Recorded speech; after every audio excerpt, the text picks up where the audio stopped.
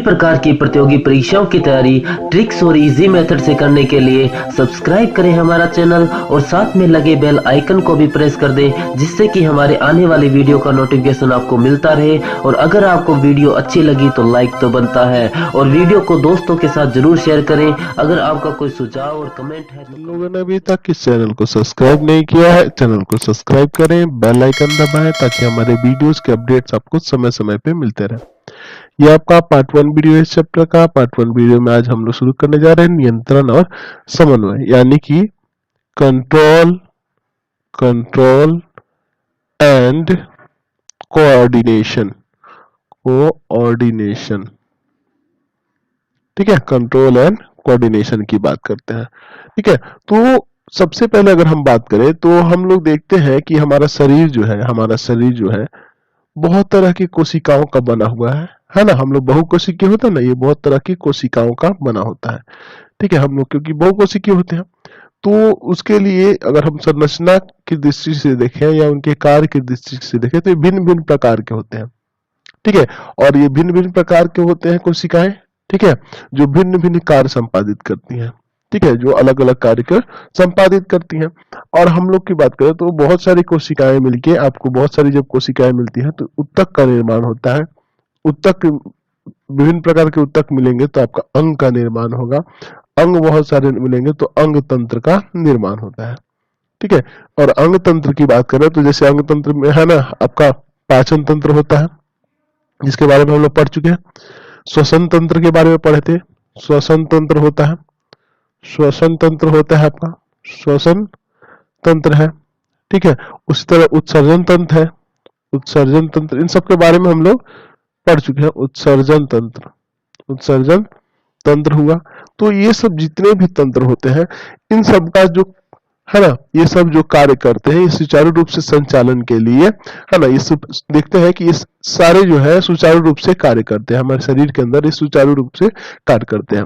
तो ये जो अंग सुचारू रूप से कार्य करते हैं है ना, ये भिन्न भिन्न अंग तंत्र है ना, ये भिन्न भिन्न अंग तंत्र से बन के बने ना अंग। तो ये बहुत सारे अलग अलग अंग तंत्र है, जैसे पाचन तंत्र हुआ, श्वसन तंत्र हुआ, उत्सर्जन तंत्र हुआ। तो इनके बीच समन्वय स्थापित करने के लिए, यानी कि इनका कोऑर्डिनेशन करने के लिए, इनका अलग अलग फंक्शन करने के लिए उनपे नियंत्रण आवश्यक है। उनपे क्या चाहिए? उनपे नियंत्रण होना चाहिए। ठीक है, तो इसका नियंत्रण किस तरह से होता है, इसका संपादन किस तरह से होता है, इसके बारे में हम लोग इस चैप्टर में पढ़ेंगे। और नियंत्रण होगा तभी उसमें समन्वय स्थापित हो पाएगा। तो इस चैप्टर में हमें इस नियंत्रण और समन्वय के बारे में ही पढ़ना है कि अंग तंत्रों का नियंत्रण और समन्वय किस तरह से होता है, कौन से अंग इसमें भाग लेते हैं और किस क्रिया द्वारा ऐसे नियंत्रण और समन्वय होता है। ठीक है, अब हम लोग बात करते हैं कि विभिन्न स्तर के जीवों में समन्वय और नियंत्रण किस तरह से होता है। ठीक है, तो नियंत्रण और समन्वय बहुत ही जरूरी है हमारे शरीर के लिए, ताकि सारी क्रियाएं का सारी क्रियाओं पर नियंत्रण सही से होगा तो सभी अंग सुचारू रूप से कार्य करेंगे, अन्यथा कार्य सही से नहीं कर पाएंगे। ठीक है, तो इस चैप्टर में आपको टोटली क्लियर हो जाएगा कि किस तरह से शरीर में नियंत्रण होता है और समन्वय की क्रिया होती है। ठीक है, चलिए तो सबसे पहले बात करें कि वैसे जीव जिनका शरीर एक कोशिका का बना होता है, जैसे है ना, जैसे हम लोग बात करें तो क्लेमाइडोमोनास और अमीबा है ना, अमीबा, इन सब की बात करें, इनमें सभी ऐसे जितने भी जीव होते हैं, एक कोशिकीय जीव होते हैं, उनमें जैव क्रियाओं का संचालन और समन्वय तथा नियंत्रण उसी अकेले कोशिका के द्वारा ही होता है। लेकिन जबकि बहुकोशिकीय जीवों में बात करें तो उनमें भिन्न भिन्न कार्य करने के लिए अलग अलग अंग और अंग तंत्र पाए जाते हैं। आपको पता है ना कि अलग अलग कार्य, जैसे श्वसन तंत्र है, परिसंचरण तंत्र है ना, उत्सर्जन तंत्र है, अलग अलग कार्य के लिए अलग अलग अंग तंत्र है ना। तो अंगों के द्वारा संपादित होने वाले कार्यों का समन्वय और नियंत्रण हेतु जटिल तंत्र भी विकसित रहता है। ठीक है, उच्च कोटि के जंतु में जटिल तंत्र विकसित रहता है, जिसे हम लोग तंत्रिका तंत्र कहते हैं। हम लोग क्या कहते हैं उसे? तंत्रिका तंत्र कहते हैं ना, तंत्रिकीय तंत्र या तंत्रिका तंत्र के नाम से जाना जाता है। लेकिन निम्न कोटि के जंतु में, जैसे अगर हाइड्रा की बात करें है ना, तो हाइड्रा में तंत्रिका तंत्र विकसित नहीं होता है। या फिर किसी पौधे में बात करें तो पौधे में भी तंत्रिका तंत्र नहीं पाया जाता है ना, पौधे में बात करें तो पौधे में भी कोई तंत्रिका तंत्र मौजूद नहीं रहता है। ठीक है, तो पौधे में केवल रासायनिक नियंत्रण और समन्वय होता है। ठीक है, उनमें रासायनिक नियंत्रण और समन्वय होता है, रासायनिक। ठीक है, रासायनिक रासायनिक नियंत्रण और समन्वय होता है। ठीक है, तो चलिए हम लोग आगे देखते हैं इसमें। चलिए अब हम लोग शुरू करते हैं, पौधों में नियंत्रण और समन्वय की क्रिया किस तरह से होती है।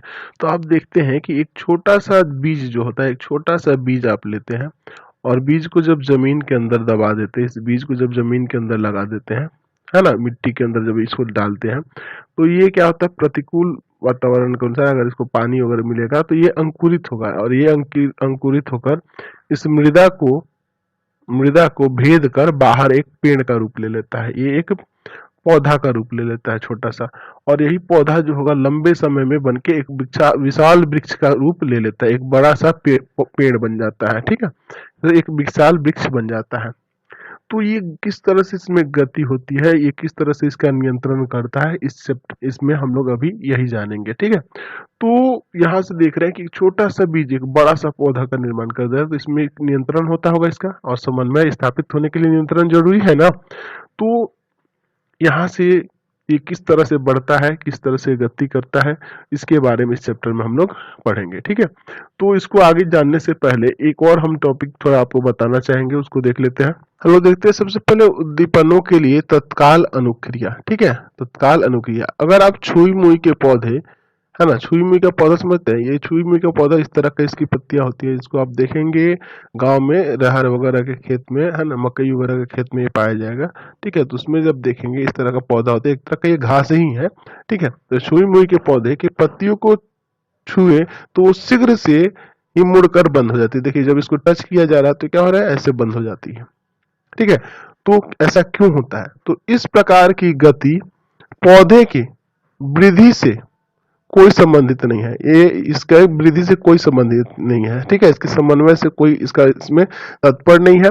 जब आप छुई मुई की पत्तियों को छूते हैं, जब ये छुई मुई की पत्तियों को छूते हैं, तब स्पर्श की अनुक्रिया से, यानी कि जब आप स्पर्श करते हैं उसकी अनुक्रिया से पत्तियां जल की मात्रा में त्वरित परिवर्तन करती है। यानी जल की मात्रा में क्या होता है, है ना, त्वरित परिवर्तन आता है। परिवर्तन आने के कारण क्या होता है कि जिसमें ये अपनी आकृति बदलकर नीचे झुक जाती है। ठीक है, तो इसमें आप इससे कोई मतलब नहीं है कि इसमें जो वृद्धि, इससे वृद्धि का कोई मतलब नहीं है। ठीक है, तो चलिए अब हम लोग देखते हैं पौधों में नियंत्रण और समन्वय के बारे में। अगला देखते हैं वृद्धि प्रेरित गति के बारे में। ठीक है, तो वृद्धि प्रेरित गति क्या होता है।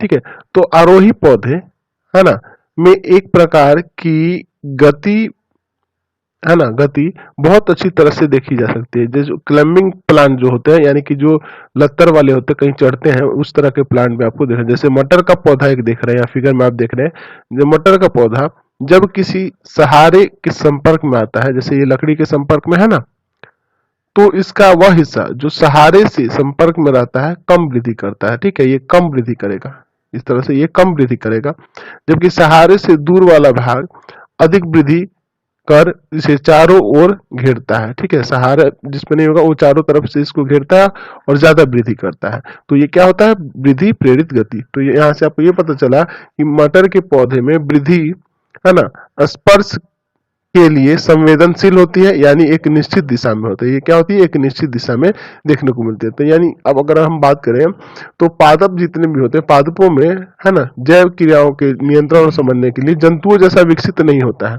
ठीक है, लेकिन इसमें कुछ अलग तरीके से इनका नियंत्रण और समन्वय होता है, उसके बारे में हम लोग इसमें पढ़ेंगे। ठीक है, तो देखते हैं पादपों में किस तरह से ये गतियां होती हैं। ठीक है, तो अगर बात करें पौधों में बाह्य उद्दीपनों को ग्रहण करने की क्षमता होती है। ये क्या करते हैं, बाह्य उद्दीपनों को ग्रहण करने की इनमें क्षमता होती है, तथा इसके अनुसार उनमें गति भी होती है। उसी के अनुसार क्या होती है, उसमें गति होती है। तो पौधे में जो ऐसी गति होती है जो बाह्य उद्दीपनों के कारण होती है, उसे अनुवर्तन, है ना, अनुवर्तन या ट्रोपिज्म या अनुवर्तनी गति कहते हैं। ठीक है, तो उद्दीपनों की प्रकृति के अनुसार इनमें अनुवर्तन निम्नलिखित प्रकार से होता है। ठीक है, तो पहला हम लोग देखते हैं, पहला अनुवर्तन देखते हैं प्रकाश अनुवर्तन, यानी फोटोप्रिज्म, है ना, फोटोप्रिज्म, है ना, फोटोप्रिज्म, है ना, फोटोप्रिज्म। ठीक है, यानी प्रकाश अनुवर्तन किस तरह से होता है। तो इसमें क्या होता है, पौधे के अंग प्रकाश की ओर गति करते हैं। इस प्रकार की गति में तने के शीर्ष भाग या पत्तियों में स्पष्ट दिखाई देते हैं। जड़ प्रकाश से दूर मुड़कर अनुक्रिया करता है। देखिए जड़ जो होता है प्रकाश से दूर मुड़कर अनुक्रिया करता है। जैसे देखिए एक पौधा यहाँ दिख रहा है ना फिगर में, प्रकाश अनुवर्तन को यहाँ से समझिए। ये देखिए काट दिया गया। और ये यहाँ देख रहे हैं तना वाला भाग और है ना, और पत्ती वाला भाग, देखिए जिधर से इसको प्रकाश मिला उधर ही ये गति कर रहा है। और आगे चल के कुछ दिनों बाद ये प्लांट देखिए यहाँ से फिर ऐसे मुड़ जा रहा है ना, तो यहाँ देखेंगे कि जड़ जो होगा प्रकाश से दूर गति करेगा और इसका तना जो होगा प्रकाश की दिशा में गति करते जाता है। तो इस तरह की जो गति कहलाती है प्रकाश अनुवर्तन कहलाती है। ठीक है, दूसरा देखते हैं गुरुत्वानुवर्तन यानी कि जियोट्रोपिज्म क्या होता है। तो इसमें क्या होता है, पौधे के अंग गुरुत्वाकर्षण की दिशा में गति करते हैं। यह पौधे की जड़ में दिखता है। ठीक है, ये पौधे की जड़ में दिखता है। पौधे के तने गुरुत्वाकर्षण के विपरीत वृद्धि करते हैं। जैसे मान लीजिए ये पेड़ देख रहे हैं, गमले को उलट दिया गया है, तो देखिए कुछ दिनों बाद क्या होगा कि प्लांट ऊपर की तरफ जाने लगा। ठीक है, और इसको जब गमले के अंदर का हिस्सा देखा जाए तो ये इस तरह से जड़ जाएगा, यानी कि गुरुत्वाकर्षण की दिशा में जड़ जाएगा, है ना, इधर की तरफ जा रहा है ना जमीन के अंदर, और ये जो होगा उसका तना जो होगा गुरुत्वाकर्षण के विपरीत कार्य करने लगेगा। ठीक है, तो ये गुरुत्वानुवर्तन कहलाता है।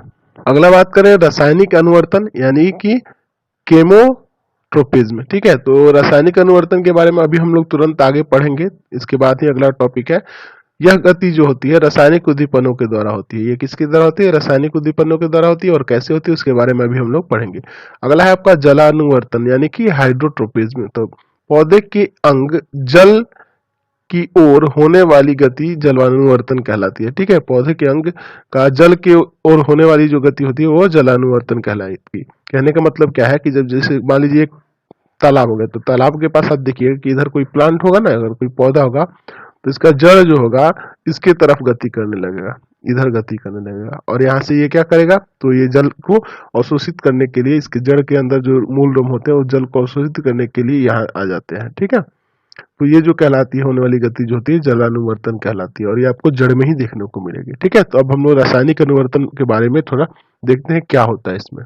तो पौधों में रासायनिक समन्वय की बात करें तो पौधे की जैविक क्रियाओं के बीच समन्वय स्थापित करने के लिए रासायनिक पदार्थ को पादप हार्मोन करते हैं। जो जैविक क्रिया के बीच जो समन्वय स्थापित करता है उसे क्या कहते हैं, पादप हार्मोन या फिर फाइटो हार्मोन कहते हैं। ठीक है, ये क्या करते हैं, तो ये समन्वय का कार्य करते हैं उनके जैविक क्रियाओं के बीच। ठीक है, ये पौधे के विभिन्न अंगों में बहुत लघु मात्रा में पहुंचकर वृद्धि और अनेक उपचयी क्रियाओं को नियंत्रित एवं प्रभावित करते हैं। ठीक है, तो ये पादप हार्मोन कौन कौन से होते हैं, तो पादप हार्मोन को 5 भाग में बांटा गया है। पहला है ऑक्सिन, दूसरा है जिब्रेलिन, तीसरा है साइटोकाइनिन, उसके बाद है एब्सिसिक एसिड, और पांचवा है आपका एथिलीन। ठीक है, तो एक एक करके पांचों के बारे में हम लोग थोड़ा समझ लेते हैं।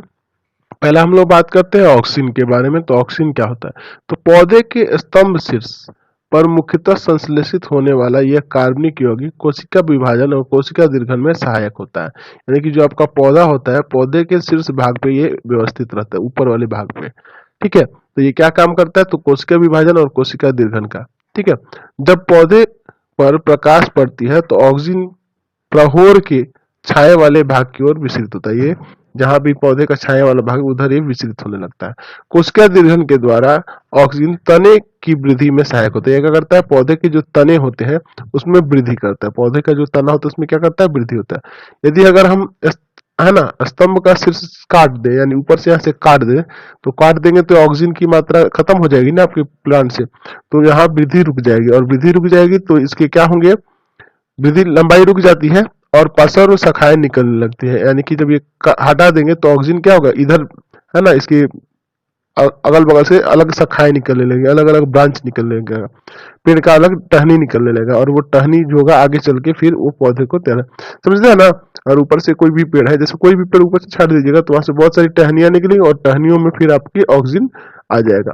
तो ये प्रायः बीज रहित फलों के उत्पादन में भी सहायक होता है। ठीक है, तो यहाँ से आपको पता चल गया कि ये क्या है, ऑक्सीजन वृद्धि का कार्य करता है, यानी कि ये एक वृद्धि हार्मोन है, ये वृद्धि का काम करता है पौधों में। ठीक है, इसी कारण ना कि अगर ऊपर से काट दे रहा है तो ये क्या हो रहा है, साइड से टहनी निकल के है ना, फिर तो इसमें ऑक्सीजन आ जाएगा और ये क्या करेगा, उसमें वृद्धि करने लग जाता है टहनियों में। ठीक है, टहनियों में वृद्धि करके एक नए बड़े प्लांट का रूप ले लेता है। दूसरा है आपका जिब्रेलिन्स। ठीक है, तो जिब्रेलिन्स क्या होता है कि इस वर्ग का मुख्य हार्मोन जिब्रेलिन्स अम्ल है। ठीक है, इसमें क्या कौन सा मुख्य हार्मोन है, जिब्रेलिन्स का, जिब्रेलिन्स अम्ल है, जो जटिल कार्बनिक यौगिक है। ये क्या होता है, जटिल कार्बनिक यौगिक है। कोशिका विभाजन और कोशिका दीर्घन के द्वारा ये पौधों के स्तंभ की लंबाई में वृद्धि करता है ना, ये स्तंभ की लंबाई में वृद्धि करता है, इसको इसमें वृद्धि करता है, पौधे के स्तंभ की लंबाई में वृद्धि करता है।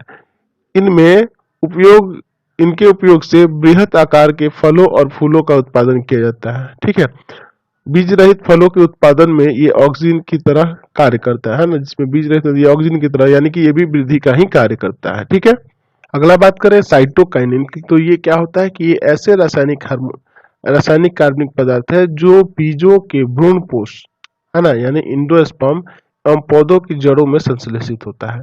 ठीक है, ये कोशिका द्रव में कोशिका है ना, ये कोशिका द्रव के विभाजन में है ना, ये कोशिका द्रव के विभाजन मुख्य भूमिका अदा करता है, यानी कि ये कोशिका द्रव में जो विभाजन की क्रिया होती है उसमें मुख्य भूमिका अदा करता है। ये जीर्णता को रोकता है ना, एवं पर्णहरित को काफी समय तक नष्ट होने नहीं देता है ना, काफी समय तक नष्ट नहीं होने देगा पर्णहरित, यानी क्लोरोफिल को काफी समय तक जब नष्ट नहीं होने देगा तो पत्तियां जो होंगी अधिक समय तक हरी और ताजी बनी रहेंगी। फलों और बीजों में इसकी सांद्रता अधिक होती है। ठीक है, तो ये क्या करता है कि ये पौधे के है ना विभिन्न भागों को हरा और ताजा बनाए रखता है ना, उसकी पत्तियां जो होती है लंबे समय तक हरी और ताजी बनी रहती हैं। अगला है आपका एब्सिसिक एसिड है ना, एब्सिसिक एसिड क्या होता है कि यह एक वृद्धि रोधक कार्बनिक यौगिक है। ठीक है, यानी कि यहाँ से आपको पता चला है ये ऑक्सीन और जिबरेलिन्स का प्रभाव को उलट देता है ना, ये उल्टा काम करता है। यह ऐसा रासायनिक यौगिक है जिसे किसी भी पौधे पर छिड़कने पर शीघ्रता से पत्तियां विलगाव हो जाता है ना, उनका विलगन हो जाता है, वो विलगाव हो जाते हैं, यानी कि पत्तियां झड़ जाती हैं। ठीक है, तो ये उल्टा काम करता है, ये वृद्धि को रोक देता है। ऑक्सीन और जिबरेलिन्स जो था वृद्धि बढ़ाने का काम कर रहा था और ये उसका उल्टा कार्य करता है। यह पत्तियों के मुरझाने और विलगाव में सहायक होता है। ये पत्तियां जो मुरझा के अलग होती हैं, ठीक है, वो किसके कारण होती है? एब्सिसिक एसिड के कारण होती है। यह कलियों की वृद्धि और बीजों के अंकुरित को रोकता है। ठीक है, ये बीजों के अंकुरण को भी रोकता है। यह कोशिका विभाजन और कोशिका दीर्घन दोनों का अवरोध करता है, यानी कि ये उल्टा काम करता है ऑक्सीन और जिबरेलिन्स के। अगला है आपका एथिलीन। एथिलीन क्या होता है कि यह गैस रूप में पाए जाने वाला हार्मोन है। यह खासकर वैसे उच्च वर्ग के पौधों में पाया जाता है जो प्रतिकूल परिस्थिति में रहते हैं। यह फूल, फलों, बीजों, पत्तियों तथा जड़ों में है ना उत्पादित होता है, यानी एथिलीन जो होता है इनके सभी भागों में बनता है। ये पौधे के तनों के अग्रभाग में बनता है और विस्तृत होकर फलों को पकाने में सहायता करता है, यानी कि ये फल को पकाने वाला भी हार्मोन है, यानी पकाने वाला हार्मोन भी कहा जाता है। ठीक है, कृत्रिम रूप से पकाए जाने वाले फल है ना, इसका उपयोग किया जाता है। ठीक है, इस कृत्रिम रूप से जो पकाया जाता है ना, जैसे आप देखते हैं केला जो हुआ, आम हुआ, इन सबको पकाने के लिए, जल्दी पकाने के लिए एथिलीन का ही इस्तेमाल किया जाता है। ठीक है, लेकिन जो डायरेक्ट प्लांट में भी ये मौजूद रहता है जो फल को पकाने में सहायक होता है। तो हम लोग पौधे के बारे में तो देख लिए, अब हम लोग देखते हैं जंतुओं में नियंत्रण और समन्वय की क्रिया कैसे होती है। जो क्या होता है, अगर हम अभी आपको पहले ही बता चुके हैं कि जंतुओं में जो होता है नियंत्रण और समन्वय क्या होता है, तो पादप से भिन्न तरीके से होता है, पौधों से बहुत ही भिन्न तरीके से होता है। इसमें दो तरह से होता है। अगर बात करें तो जंतु में विभिन्न प्रकार की शारीरिक क्रियाओं के बीच समन्वय तथा उनका नियंत्रण दो प्रकार से होता है। कैसे कैसे होता है? पहला होता है तंत्रिकीय नियंत्रण और समन्वय, दूसरा होता है रासायनिक नियंत्रण और समन्वय, है ना। तंत्रिकीय नियंत्रण और समन्वय यानी नर्वस कंट्रोल एंड कोऑर्डिनेशन। तो देखते हैं तंत्रिकीय नियंत्रण क्या होता है। तो यह तंत्रिकाओं के द्वारा होता है, यह तंत्रिकाओं के द्वारा होता है, नर्व्स के द्वारा होता है। हमारे शरीर में, पूरे शरीर में संचरित होते हैं नर्व्स, उसके द्वारा होता है। तो इसके बारे में थोड़ा डीपली हम लोग इसमें पढ़ेंगे। ठीक है, बहुत अच्छे से इसमें पढ़ेंगे लोग किस तरह से ये क्रियाएं होती है। उच्च श्रेणी के जंतु में ऐसे तंत्रिकाएं मिलकर एक तंत्रिका तंत्र का निर्माण करते हैं, जिसे तंत्रिका कहते हैं, है ना। एक तंत्र का निर्माण करते हैं जिसे क्या कहते हैं? तंत्रिका तंत्र कहते हैं। ठीक है, तो तंत्रिका तंत्र का निर्माण करते हैं और उस तंत्रिका तंत्र में बहुत सारे तंत्रिकाएं है ना, तंत्रिका कोशिका यानी न्यूरॉन से बनी होती हैं। तो उसके बारे में भी हम लोग पढ़ेंगे। पहले रासायनिक नियंत्रण और समन्वय में देख लेते हैं। शारीरिक क्रियाओं के नियंत्रण और समन्वय में प्रयुक्त रसायन हार्मोन कहलाते हैं। ठीक है, इसमें जो रसायन होते हैं वो क्या कहलाते हैं? हार्मोन कहलाते हैं। जैसे पादप में हार्मोन था, उसी तरह जंतुओं में भी हार्मोन पाया जाता है जो अंतःस्रावी ग्रंथियों द्वारा स्रावित होते हैं, यानी हमारे शरीर के अंदर बहुत सारी अंतःस्रावी ग्रंथियां होती हैं, उन्हीं के द्वारा यह स्रावित होते हैं। यह तंत्र अंतःस्रावी तंत्र कहलाते हैं। और वो जो तंत्र होते हैं वो बहुत सारे अंगों के मिलकर बने होते हैं ना, तो ऐसी बहुत सारी ग्रंथियां मिली होती हैं, तो उसे अंतःस्रावी तंत्र कहते हैं। ठीक है, तो सबसे पहले हम लोग देखते हैं तंत्रिकीय नियंत्रण और समन्वय, फिर रासायनिक और नियंत्रण और समन्वय के बारे में पढ़ेंगे। ठीक है, चलिए, तो तंत्रिकीय नियंत्रण और समन्वय क्या होता है, चलिए ठीक है। तो जंतुओं के शरीर में एक विशेष प्रकार के उत्तक जिसे तंत्रिकीय उत्तक कहते हैं, है ना, वो पाया जाता है। तंत्रिकीय उत्तक तंत्रिका कोशिकाओं यानी कि न्यूरॉन का बना होता है। ठीक है, आगे हम लोग न्यूरॉन के बारे में भी, इसके रचना के बारे में भी देखेंगे और उसके बारे में पढ़ेंगे। ठीक है, उसके बारे में ढंग से इसमें पढ़ेंगे, न्यूरॉन क्या होता है, उसकी रचना क्या होती है, वो किस तरह से कार्य करता है। अर्थात तंत्रिका कोशिकाओं से तंत्रिका उत्तक, है ना, मतलब ये जो तंत्रिका कोशिकाएं हैं यानी न्यूरॉन से है, क्या बनता है, तंत्रिका उत्तक बनता है, और तंत्रिका उत्तक बन के तंत्रिका तंत्र का निर्माण करती है। यानी कि सबसे पहले बात करें तो ये जो कोशिकाएं हैं यानी कि जो न्यूरॉन है, बहुत सारे जब न्यूरॉन मिलेंगे तो एक क्या बनाएंगे, तो एक तंत्रिका, है ना, तंत्रिका उत्तक बनाएंगे, यानी न्यूरॉन उत्तक बनाएंगे, न्यूरॉन उत्तक का निर्माण करेंगे, और ये तंत्रिका उत्तक मिलके किसका निर्माण करेंगी, तंत्रिका तंत्र की, तंत्रिका तंत्र की निर्माण करती है। अधिकांश जंतुओं में तंत्रिका तंत्र विभिन्न प्रकार की आंतरिक संवेदना उद्दीपन, है ना, आंतरिक संवेदना उद्दीपन कहने का मतलब है कि जैसे प्यास लगना, भूख लगना, तृष्णा, है ना, तृष्णा हुआ, रोग हुआ। बाह्य संवेदना या उद्दीपन, है ना, बाह्य संवेदना क्या होती है, जैसे भौतिक, रासायनिक, यांत्रिक, है ना, विद्युतीय प्रवाह को ग्रहण करना, शरीर के विभिन्न भागों से उनका संवहन करने तथा संवेदनाओं की प्रतिक्रिया व्यक्त करने के लिए अंगों को प्रेरित करने का कार्य करती है।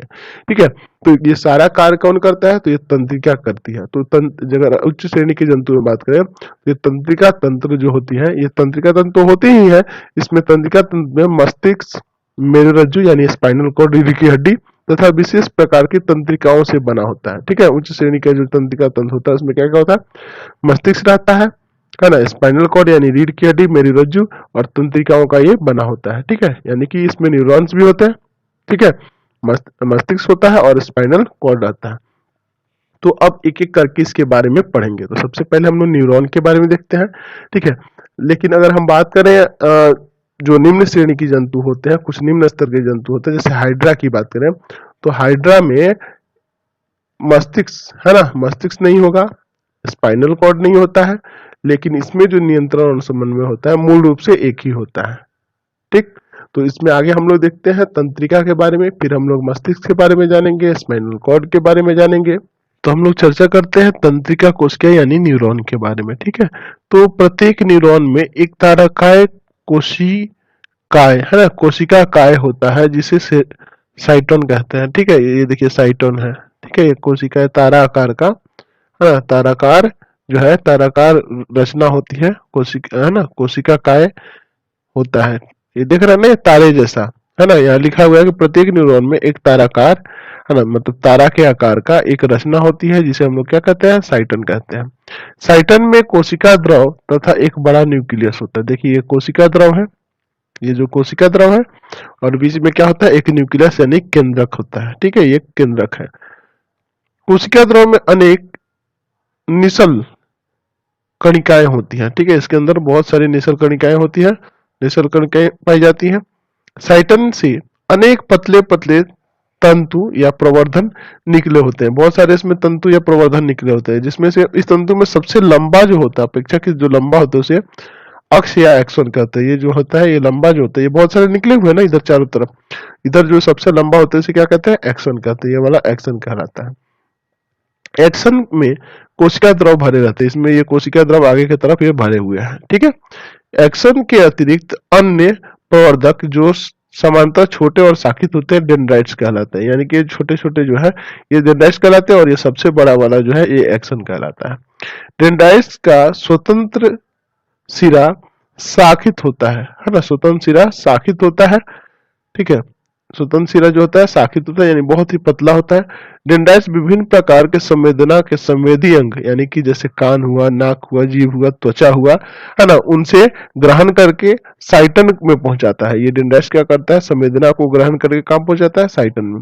और साइटन में जो होगा, साइटन में संवेदना विद्युत आवेग में परिवर्तित हो जाती है। इसमें क्या होता है, साइटन में, यानी इसके कोशिका द्रव में क्या होता है कि वो विद्युत आवेग में परिवर्तित होकर फिर एक्शन के द्वारा तंत्रिका आवेग आगे भेजा जाता है। फिर ये एक्शन के द्वारा कहाँ भेजा जाता है? आगे भेजा जाता है। तो फिर ये आगे कहाँ आता है? तो एक्शन के अंतिम छोर पे, यहाँ एक्शन के जब अंतिम छोर यानी यहाँ पे जब आएगा, ठीक है, यहाँ पे जब विद्युत आवेग पहुंचेगा तो इस पे है ना सूक्ष्म गांठें जैसी रचना समाप्त होती है। यहाँ पे सूक्ष्म गांठों जैसी रचना होती है ना, जिसे सूक्ष्म गांठ कहते हैं या फिर सिनेप्टिक्स नर्व्स कहते हैं, है ना, ये सूक्ष्म गांठें होती हैं। एक्शन तथा एक्शन या तो पेशियों या ग्रंथियों जैसे अंगों पे समाप्त हो जाता है, जहां ये उन अंगों को उत्सर्जित करता है जहां दूसरे न्यूरॉन के डेंड्राइट से जुड़े संपर्क स्थापित करते हैं। इस स्थान को सिनेप्स कहते हैं। ठीक है, इस स्थान को क्या कहते हैं? सिनेप्स कहते हैं। इसी स्थान पर एक्शन के स्वतंत्र शाखाएं एक प्रकार का रासायनिक पदार्थ यानी कि एसिटाइल कोलिन स्थापित करती हैं, जो तंत्रिका आवेग को एक्शन के, है ना, दूसरे न्यूरॉन के डेंड्राइट्स में प्रवेश करता है। यानी कि सूक्ष्म गांठें जो है ये आगे किससे कहाँ चली जाएंगी? यहाँ से अगले डेंड्राइट से जुड़ी रहती है, जो क्या करती है? विद्युत आवेग को अगले न्यूरॉन में भेज देती है। यानी एक न्यूरॉन से दूसरे न्यूरॉन में ऐसे ही न्यूरॉन जुड़ जुड़ के आपके ये संवेदनाएं कहाँ तक जाती है? मस्तिष्क तक जाती हैं। तो यहाँ से आपको पता चल गया कि किस तरह से संवेदनाएं आगे गति करती हैं, कैसे जाती हैं विद्युत आवेग के रूप में, और ये आपके मस्तिष्क तक पहुंचती हैं। ठीक है, इसमें अब कुछ और भी अंग बाकी रह गए हैं, इसको देख लेते हैं। ठीक है, जैसे श्वास कोशिका है, रेनवियर की नोड से, इस सब के बारे में देख लेते हैं। तो एक्शन के चारों तरफ श्वेत चर्बीदार पदार्थ का एक आवरण रहता है। यहाँ देख रहे हैं ना, ये एक्शन के चारों तरफ ये जो चर्बीदार पदार्थ है, जिसे मेडुलरी या फिर माइलिन सिथ कहते हैं, है ना, देख रहे हैं ना, मेडुलरी या माइलिन सिथ कहते हैं। इस पे श्वेत चर्बीदार पदार्थ, इस पे आवरण एक रहता है, जिसे क्या कहते हैं? मेडुलरी या फिर माइलिन सिथ, है ना, माइलिन सिथ कहते हैं। ठीक है, माइलिन सिथ कुछ कुछ दूरी पर नहीं पाए जाते हैं, कुछ कुछ दूरी पर ये नहीं पाए जाते हैं। वे जगह जहां माइलिन सिथ नहीं होते हैं उसको रेनवियर की नोड कहते हैं। जहां पे नहीं होंगे यानी कि जहां गैप होगा उसको क्या कहते हैं? रेनवियर की नोड कहते हैं। माइलिन सिथ के ऊपर एक पतली झिल्ली होती है जिसे न्यूरिलेमा कहते हैं। देखिए इस पे एक जो पतली झिल्ली होती है इसके ऊपर, जिसे क्या कहते हैं हम लोग? न्यूरिलेमा कहते हैं, न्यूरिलेमा कहते हैं। ठीक, चलिए, न्यूरिलेमा के अंदर कोशिका द्रव में कहीं कहीं केंद्रक पाए जाते हैं। इसमें कहीं कहीं दिख रहे हैं छोटे छोटे केंद्रक, ये दिख रहा है ना आपको, छोटे छोटे केंद्रक होते हैं इसमें, इसमें छोटा छोटा केंद्रक पाया जाता है। इन कोशिकाओं को श्वान कोशिका कहते हैं। इन कोशिकाओं को क्या कहते हैं? इसमें जहां केंद्रक पाया जाता है उनको श्वान कोशिकाएं कहते हैं। देख रहे हैं ना, श्वान कोशिकाएं, ये देखिए श्वान कोशिकाएं होती है, इसके अंदर केंद्रक पाया जाता है, इसके अंदर केंद्रक पाया जाता है। ये कोशिकाएं एक्शन के ऊपर एक झिल्लीदार आवरण के रूप में रेनवियर के नोड और इंटरनोड्स को पूर्ण रूप से ढकी रहती है। ये क्या करती है? उसको ढकी रखती है। जब एक्शन बहुत लंबा हो जाता है तो वह तंत्रिका तंतु कहलाता है। जब एक्शन जो होता है जब अधिक लंबा हो जाएगा तो वो क्या कहलाएगा? तंत्रिका तंतु कहलाएगा। ठीक है, कई तंत्रिका तंतु के मिलने से तंत्रिका बनता है। कई तंत्रिका तंतु को मिलने से क्या बनता है? तंत्रिका का निर्माण होता है। ठीक है, तो यहां से हमको पूरी जानकारी मिल गई कि तंत्रिका तंत्र कैसे बनता है, और उसमें जो तंत्रिका कोशिकाएं होती हैं यानी कि जो न्यूरॉन होता है उसकी रचना के बारे में समझ गए, कार्य के बारे में समझ गए।